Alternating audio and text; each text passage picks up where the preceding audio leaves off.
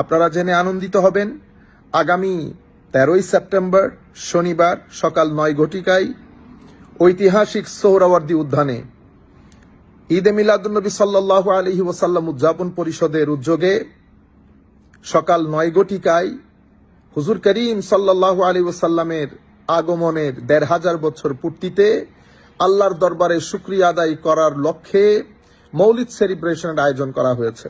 আপনারা যারা যেখান থেকে আমাদেরকে দেখছেন, আমরা আপনাদেরকে বিনয়ের সাথে অনুরোধ করব, আপনারা সবাই সকাল 9 ঘটিকার মধ্যে সোহরাওয়ার্দী উদ্যানে থাকবেন। সবাই মিলে কণ্ঠে কণ্ঠ মিলিয়ে আল্লাহর নবীর দরবারে সালাতু সালাম আরজ করার এই মহান সুযোগ যেন হাতছাড়া না হয়। ঢাকার আশপাশে যারা আছেন, আপনাদেরকে অনুরোধ করব, আসুন সবাই ঢাকা সোহরাওয়ার্দী উদ্যানে আমরা একসাথে বসে হাতে হাত মিলিয়ে কণ্ঠ মিলিয়ে আল্লাহর নবীর দরবারে সালাতু সালাম আরজ করি এবং আমাদের বাংলাদেশের শান্তি শৃঙ্খলা এবং বাংলাদেশের উন্নতির জন্য মহান আল্লাহর দরবারে দোয়া করি। আসসালামু আলাইকুম ওয়া রাহমাতুল্লাহি তাআলা ওয়া বারাকাতুহু।